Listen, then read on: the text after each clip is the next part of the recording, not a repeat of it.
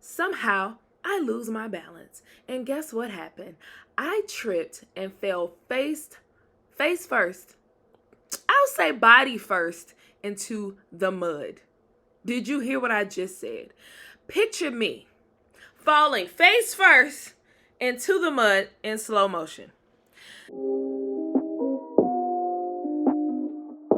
Yo, party people, it's Ashley of SingleWomanChronicles.com, where being single is a beautiful choice rather than a miserable circumstance. And today's episode is brought to you by my book series, Single Woman Chronicles, an Atlanta love story kinda. It is about a young lady named Ariana who is struggling and dating in Atlanta. And if you guys live in Atlanta, you already know what's up. And she meets this guy named Mo. But of course, as soon as she meets him, her ex pops back up into the picture. And she's trying to figure out, like, who do I choose? What do I do? And if Mo is the perfect guy that he seems to be, because like he's sexy, he chocolate or whatever, and he got money or whatever, but is he who he says he is? Is he the good guy? Find out by reading Single Woman Chronicles, an Atlanta love story kinda. You can get this book on Audible if you're not really a reader. It is also available on Amazon, on Google Play, books on Google Play, and also on Apple Books. So yeah. All right. So if you guys listen to my podcast on Tuesday, where I spoke about the question, why am I never chosen? If you listen to that, you heard me mention that I will be discussing how my crush hated me. I can laugh about it now, but back then it was not funny, you guys. It was not funny. Again, I was the Urkel to his Laura Winslow. Yes, me. I was Urkel. I was Murder Urkel and I was Steve Urkel in this relationship. Okay. So, background. I'm originally from Jackson, Mississippi. Shout out to JSU. Still mad at y'all for losing that championship game. But we're going to move on. Whatever. So anyway, I am originally from Jackson, Mississippi. When I was 13, my mom moved us to Seattle, Washington because my grandmother was sick up there and my aunt who had her, who was caring for her, needed help. So my mom took my brother and I and we moved to Seattle. So when we moved to Seattle, it was a huge culture shock for me because Mississippi, Jackson, it was mixed, but it was majority black people at my school because I went to elementary and middle school, 6th and 7th grade there. So I'm used to seeing a lot of black people, few white people scattered in and out. No other race really, just that. So I was brought up black and white. I really didn't see other races. I didn't see Asians. I didn't see Spanish people. Like I didn't see Hispanics. Like none of that. So when I moved to Seattle, it was so different because my school was majority white. The weather, oh my God, it's awful. It rains like every single day in the wintertime. I'm not exaggerating. Literally like every single day in the wintertime, you can expect rain. Okay. You can expect it. Okay. So, and then the people were just really different. I'm from the South. I got an accent to them. I'm country. They not bougie, but I don't really know if, let's see, how could we put this? if Seattle, if the South is like American Deli lemon pepper wings, Seattle would be like Pizza Hut. No, Papa John's lemon pepper wings. Like, ain't really that much flavor or flexibility over there. It's just a little bit, it's doable, but it ain't the same. Like, in the South, you got some sauce, but up there, it's like a little bland up there or whatever. So it was just a huge, huge culture shock. And then not Atlanta, in Mississippi, I had found my groove. So I had started to make a name for myself in middle school. Like I had boys who liked me, the girls liked me. I had friends. Like I was low-key a little popular in middle school in Mississippi. But Seattle is so different because the culture is so different. So I'm the awkward girl. I'm the Southern girl with a country accent. I've always been like awkward, trying to like be into my femininity. But it was just more advanced in Seattle. I remember like I didn't know about shaving at 13, because my mom like didn't really, my mom's not girly, so she didn't really teach me like how to shave and do all this. So I remember being in Seattle like the first week, we're in gym and the girls are looking at my legs like, you need to shave. So you could, just to give you a picture of the culture shock that I experienced, it was just very, very different. And then I'm having to start over as friends. So the people in Mississippi, these are people that I've known since elementary school. Like I literally, elementary school, we go to the same middle school. Now I have like I have to make new friends. So it's just a whole thing, right? So I get to the school. What am I going to call this man? Because I'm not going to call him his real name. We're going to call him, let's see, Victor. Okay. So I get to the school and I fall in love with this guy named Victor. Like, it was love at first sight for me. Just me. It was very one-sided. Just like Urkel looks at Laura Winslow, just like Roger looked at the twins, this is how I looked at this man. Like, I was immediately smitten. I walk through the doors and I see this really tall, lanky 13-year-old boy and my heart flutters. And I just loved him from that day. Like, what? I was in love. I needed him in my life. But he hated me, you guys. Like, he hated to see me coming. Like, I'm telling y'all, it was really like a TV show. It was really, really bad. I don't know why he hated me. Like, I guess, like, thinking back, I'm thinking about the girls he dated. Because he had different types. Like, he dated some black girls. He dated, like, other races. He dated this chick from Guam. He also dated, like, a chick from Alabama. And he dated, which is weird because I'm from Mississippi. Like, hello. But also, I think I just didn't have the swag. I was just, like, this quirky little awkward girl just running around like I'm cute. But I don't know where to put the cute. It's like I hadn't come into my own yet. So it just wasn't giving what it needed to give. So immediately I'm smitten by him, and I just felt like if I wore him down, if I tried long enough, I could wear him down. It was so bad, y'all. Like, y'all can call me pathetic. I don't care, because I was only 13 and I ain't know nothing about boys for real. Nobody told me, like, you don't need to do all of this, but if he don't want you, just accept that L and move on. I didn't understand that. No, he's supposed to be my love, because Urkel eventually got Laura. And eventually, Roger grew up and got the twins. So I'm going to glow up and get my Victor. Well, that never happened. So, anyway. So I'm just going to give y'all, I don't remember because this was decades ago. So I'm just going to give y'all a few scenarios that happened with me and Mr. Victor, so you can understand his level of hate for me. So I remember one time, every girl that he dated, I became friends with her. Why? I don't know. Was it some type of like torture that I was giving myself? Maybe. I don't know. But I became friends with these girls, and I would be the third wheel on their dates. So like they would literally go on dates to the movies, and it would be him, her, and me. Yes. Do I sound nuts? Absolutely. I was crazy in love, you guys. I was crazy in love with Victor. So this happened on 2 occasions. When he dated the girl from Alabama, I became her friend, and I was a third wheel on one of their dates. And then when he dated the girl from Guam, I was a friend. I became her friend. I was third wheel on their date.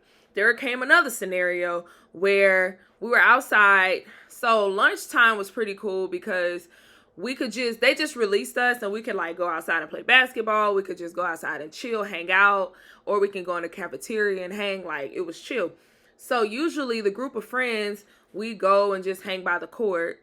It was a mix of the guys and the girls. So they knew I loved Victor, but they knew he hated me. So they would just make fun of like how much I would try to be around him like all the time. So there was this one thing they did, like they made a bet. I didn't know they were making this bet, but they knew that if they bet on me stalking Victor, that they would win. Because hello, I'm crazy in love. So we were outside, and they were like sitting on this bench, and he was sitting there, and then somebody got up, and then 3 minutes later, of course, I sat next to him, and then everyone busted out laughing and just started running. It was like, I told you. And so they were like, I'm looking like, what are y'all talking about? And they said, we knew that if we got up that you couldn't resist sitting next to him because you just love him so much. And I'm like, duh, I'm crazy in love. What is wrong with y'all? And I'm pretty sure by then, like, he always had a girlfriend. And I told you I was always friends with those girlfriends. But I don't care. I was crazy in love. So anyway, so another situation happened. I feel like God was trying to pry. I didn't have a relationship with God back then, but I feel like he was trying to pry my hands off through like sheer embarrassment and just continuous and consistent rejection that I just wasn't taking. Oh my God. Because like the thing about Victor was he was a sweet boy. Like he didn't just up and be like, please get away from me. Like he would allow me to like hang around him and be his friend, but he made it clear that he didn't want me romantically. And so I'm like, whatever. So anyway, there was a scenario. We had a Pizza Hut in our cafeteria, so you could order the cheese sticks. So we would always order cheese sticks and marinara sauce. So one time I'm sitting at lunch table, we're finished eating, and then I noticed that Mr. Victor, he left his box on the table and he didn't throw it away. So I'm like, I'm going to throw it away for him. But of course I have to flirt with him and try to be like all cute with the flirtation by telling him I'm throwing his stuff away for him, but act like I got a little attitude. Y'all know how girls are. So I grab his box and I walk past him and I was like, I hit him like this with the box, not knowing that there was marinara sauce inside the box and the marinara sauce was open. So as soon as I hit him with the box, the marinara sauce went all over my love. It went all over him, y'all. He was so mad. Like he immediately took his jacket off and just dropped it. And I was just like, oh my God, I am crushed. He already hates me. Now he really hates me. So it's a thin line between hate and really hate, y'all. So I picked the jacket up and then my homegirl, she's like, come on, let's go clean it off. So we cleaned it off or whatever. And eventually he forgave me a few days later. So there was one incident. Now, the second incident is the most embarrassing moment of my entire life. Okay. I've been embarrassed a lot. I don't know if it's because humiliation brings humility and God wants me to be humble, but I'm very humble. And it's because I've been embarrassed several times in life. And one of these moments, and the most embarrassing moment, is the moment I'm about to tell you guys. Are you listening? Okay, let's go. So the love of my life. He's not the love of my life, but at the moment, at my 13-year-old heart, he was the love of my life. So one day, I told y'all it rains every single day in the wintertime in Seattle. So I was on the basketball team at the time. I suck at basketball. Do not ask me to play. I just did that because they didn't have a dance team. And Mr. Victor was also on the basketball team. So for lunch, we go outside. Again, it's raining every day. At this time, it's not raining. It has already rained though, so it's muddy everywhere. So me and my friend decide we're gonna play with the guys and steal their ball. So we steal their ball. So we take the ball and we take off running. And my love, Victor, is running after me. So while he's running after me, somehow I lose my balance. And guess what happened? I tripped and fell face first. I'll say body first into the mud. Did you hear what I just said? Picture me falling face first into the mud in slow motion. We talk about mental health a lot, but are you taking charge of your mental health journey? You already know I talk about going to therapy and how my therapist snatches my edges all the time, asking me questions that I would have never thought to ask myself, asking me questions that I've pondered on for years.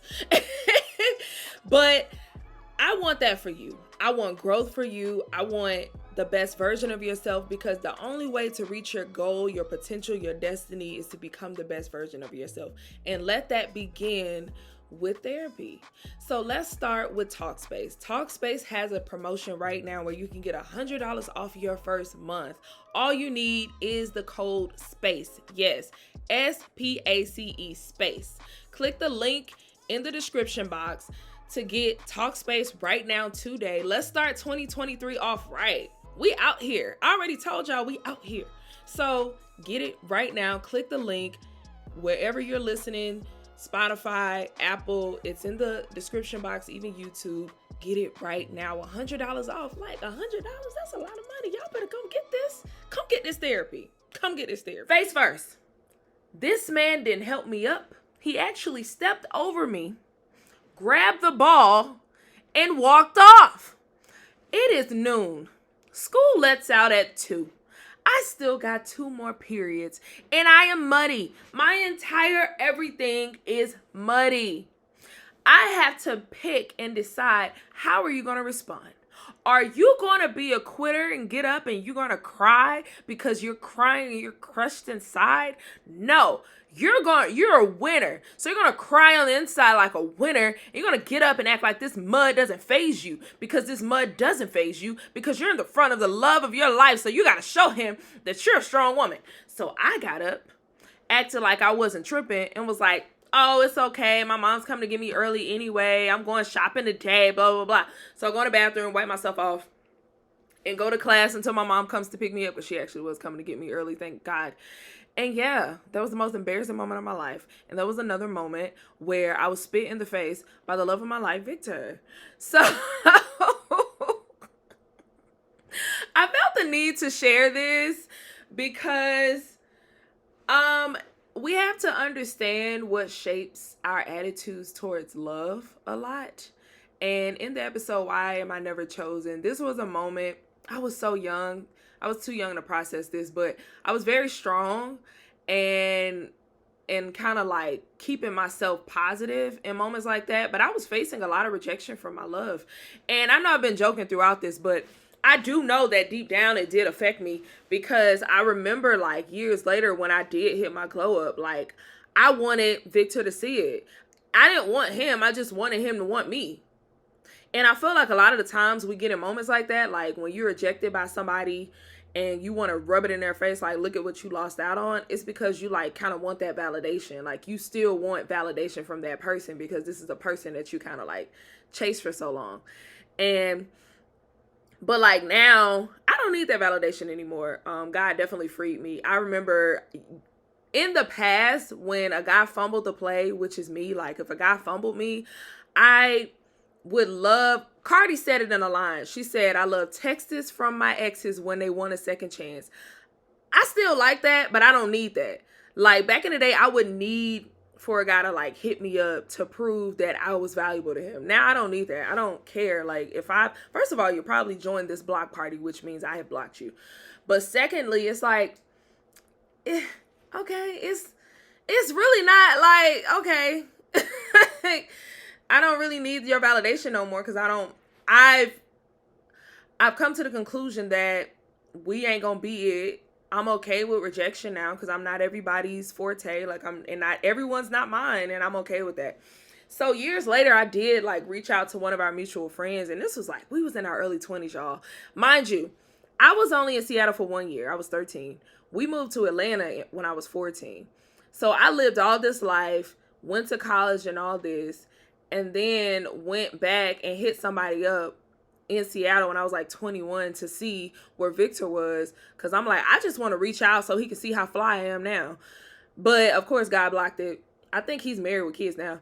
But yeah, it was just like, I don't need it, but I do know that it shaped like a part of me, just like being that awkward girl, because I do know this. For a long time, especially in my like in college years, I would dumb myself down. I would dumb myself down intellectually because I'm really smart, and I didn't lead with that a lot. I would lead with kind of like prissiness or like sexiness. And I would also dumb down my personality because my personality is big. I'm chill most of the time, but I'm really goofy and I'm loud and I'm opinionated. I would dumb that part of me down. And I feel like I did that a lot because with the love of my life at 13, Victor, I don't think he wanted that. Like, I think he wanted this chill, cool, oh yeah, I'm just here type of chick. And that's never the type of girl that I've been. But yeah, I've learned to accept who I am. You know, this is so long ago, but I think it's good to look back on where you've come from. One, to just see how far you've grown. Not me quoting Atlanta Housewives intro. Two, to just see the roots of things. Definitely to see the root of things. Again, I hope you guys listen to my podcast on Monday, because Yeah, it's good. It's good for sure. It's always good to kind of know, like, where did this come from? Where did this need to be validated? Have this text from my ex, need to prove to this person that you missed out on me, you lost out on me. Like, nobody care. But all right, that was my story time. I'm gonna have a happy story time next week because not all my dating stories have been bad. Like, I have some happy dating stories too. Bye.